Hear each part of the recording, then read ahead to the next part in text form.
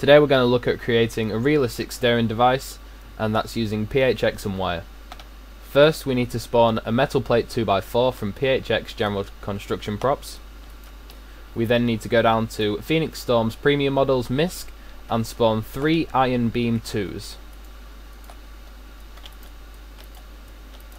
The first we are going to easy precision and axis with default settings to the middle of our PHX plate.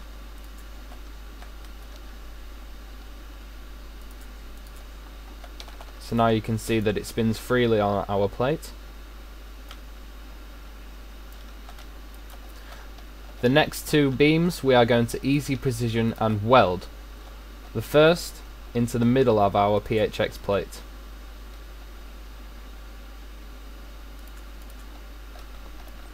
And the last to the back of our PHX plate.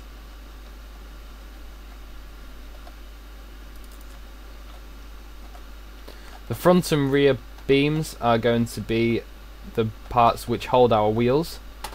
So now we're going to go to Phoenix Storm Premium Model wheels and spawn any wheel you want. I'm just going to spawn these. I'm then just going to align them up in the air so that when we easy precision them on, it's a lot easier to get to them.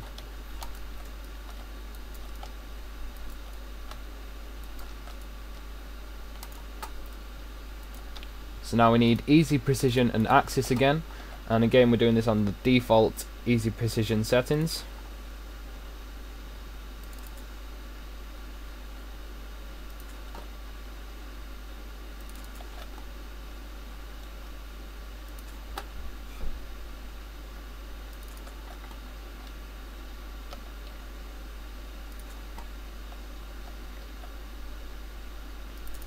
So now that all our wheels are attached, we can see that if we unfreeze the front plate, it turns but it collides. So all we're going to do is no collide the wheels to the base, also the back ones just in case. So now they should turn freely. To make it start steering, we need to use a wire hydraulic. The settings need to be unfixed, and any width you want. I'll use 1 so we can see it working. We need to add 1 to the right hand side, so we right click and then left click to add your controller, and then again 1 more on the opposite side just to make it more stable when we turn. So now when we unfreeze the front plate, we'll notice that when we release it, it goes back to its original position, which is straight. Now we need to start on an expression so that we can turn the front wheels by using our WAS and D keys. So we need to go to wire chip expression 1, label it with anything you want. I've labelled mine steering. Inputs we have W, A, S and D. Outputs we have hydraulic left and hydraulic right. So to start off with, we need to figure out how we're going to make it turn left by pressing the A key. So we want bracket A equal to 1. So if A is pressed, then hydraulic left will contract. Now hydraulic left at the minute is 73, so we're going to take this to about 60. We're then going to do the same line of code again, A equals 1 in brackets, then hydraulic right, and it was 73, so we're going to change this to about 80. Now we need to make it turn right by pressing the D key. So again, open bracket D is equal to 1. Then hydraulic left, so that is now 80 because we're just reversing the values from above. And again, D is equal to 1. Now hydraulic right is equal to 60. All we're doing there is when, for example, A is pressed, hydraulic left reduces to 60, hydraulic right extends to 80, which turns the front block left. So now when nothing is pressed, we need the steering to default back to straight. So if D is equal to 0, otherwise not pressed, and A is equal to 0, close bracket, then hydraulic left equals 73, and again we need to copy that line of code, changing it to hydraulic right.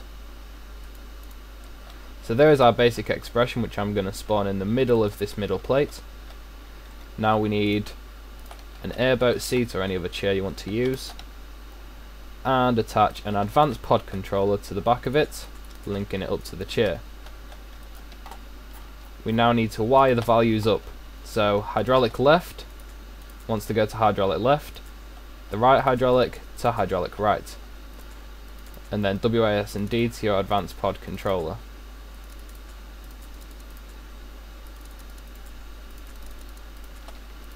So now if we unfreeze the front block, it will hopefully stay still, and if we go inside the chair and press D, then we see it turns right, and A, it turns left.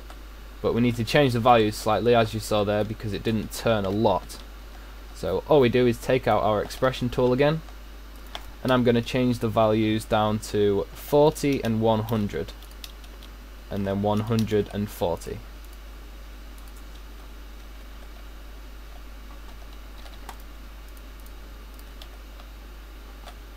And again, as you can see, the values are now too much, so all we need to do is experiment. So I'm just going to take the values up,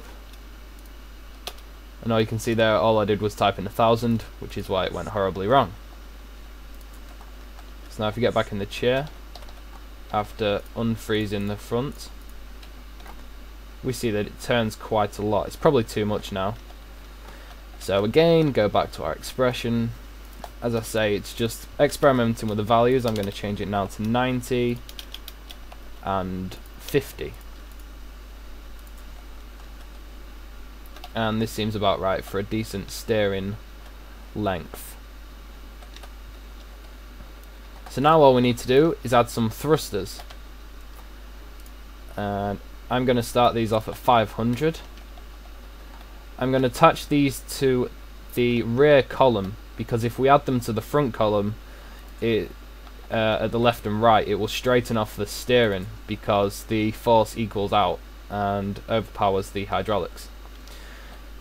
All we need to do now is open our expression up again, add a new output of thrusters, or thrust. So now if W equals 1, then thrust equals 1. If S equals 1, then we need thrust to go backwards, because that's reverse. And now if W equals 0 and S equals 0, then thrust equals 0. Now all we need to do is update the expression, wire the thrusters to the expression to thrust, unfreeze the whole vehicle, and now hopefully, if the thrusters are right, we see that the realistic steering actually turns the vehicle.